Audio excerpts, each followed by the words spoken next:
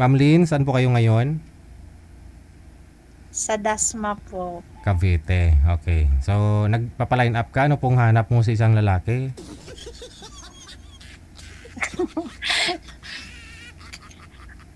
Ano? Wala, hindi ko alam. Lo!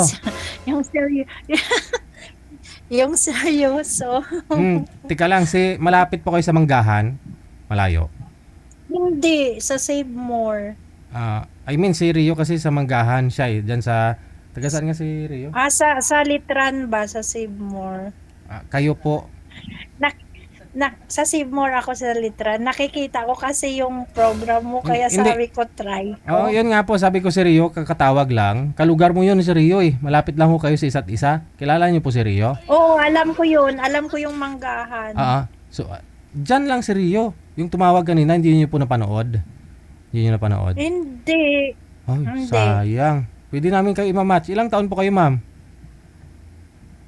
Ako? Apo, 56. 56. Oo. Yan yung mga gusto ni Rio.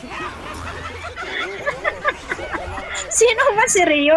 Ikaw, sir, ha? Hindi si Rio kanina yung tumawag bago kayo. Hindi ko nga alam. Ayun. Nasaan na ba siya? Teka lang, no? Baka dyan siya, manager. Ano, ma'am? Single mother? Yes, alone. Ilan po anak mo?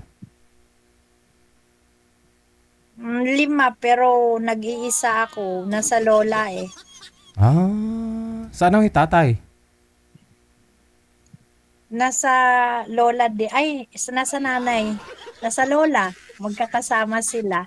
Hindi naman ako pwedeng pumunta doon. Bakit? Kasi walay kami. Alangan pupunta ako sa bahay nila. Ay, pupunta ka lang naman, walang problema.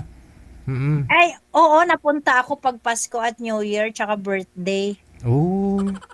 Tapos doon ka nagpapasko, doon ka nag-New Year? Oo, kasama mga anak ko. Pero malalaki na sila, may mga na tapos na. Ilan po ba talaga anak mo? 5 nga. Oo nga, Tapos na sila 5. lahat. Bali, ilan ho kayo, ilang taon na ho kayong hiwalay sa tatay ng mga anak mo? 23. 23 years na. Bakit? Ay, gusto, nakalive ba to? Oo, natural.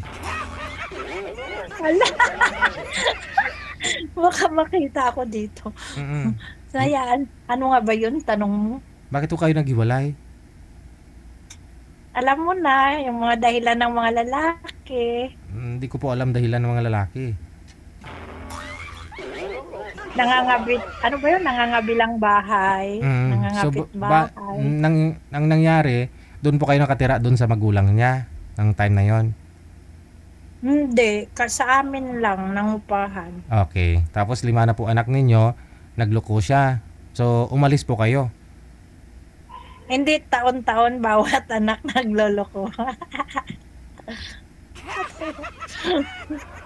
At tumabot pa sa 5 yung anak ninyo bago po kayo nakipaghiwalay. Ah, So, yun na nga, no?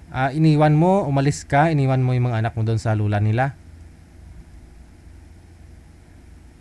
Sa, Ano, malalaki na muna.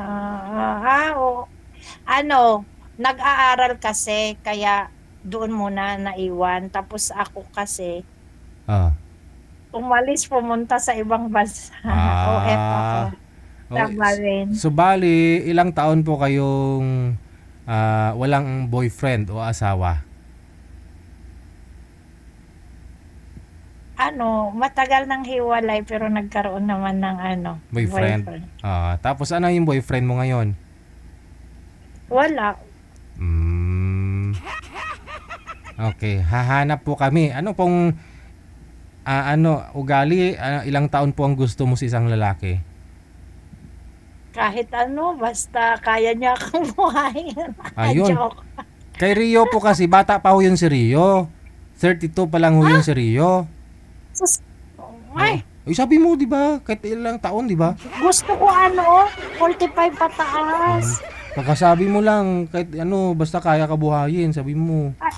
Bata yun. Ang bata. Patingin mo, hindi. Hindi niyo po talaga kilala si Rio. Anong bata? Kapila magpililo na sa labutan ni Rio, sabihin mo bata? Bata yon. Hindi na ho yun nag-inom ng gatas. Businessman kasi yun, ma'am. Kung takot ka magutom, hindi ka magugutom kag si Rio yung mapakatuluyan mo. Okay lang din naman. Bahala na si Batman. Nasaan na ba siya? Nandiyan na ba si Rio?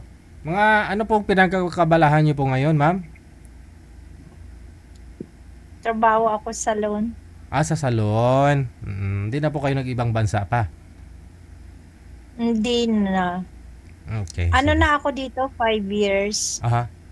So kailan lang ho kayo naghiwalay ng boyfriend mo? Yung last boyfriend mo? Hindi, pagdating ko dito wala akong boyfriend. Nagka-boyfriend ka nung nasa abroad ka? Oo. Okay. Sige. Hahanap po ako, ma'am, ha? Kung hindi available si Rio, hinintay ko po kasi na aakyat. Pero nasa sa kanya po yan mamaya. Pero hanapan po muna kita, ha?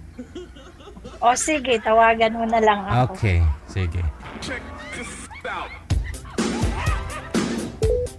Rio, what are you waiting for? Rio! Alam ko ganyan na ganyan talaga yan mga hinahanap ni Rio sa isang babae. Mga ganyang edad. Yung matagal lang hindi nagkaka-boyfriend. Malapit lang ho kayo, Rio, ho. Kayang-kaya mo puntahan o baka siyang pupunta sa'yo dyan sa ano mo, sa convenience store mo.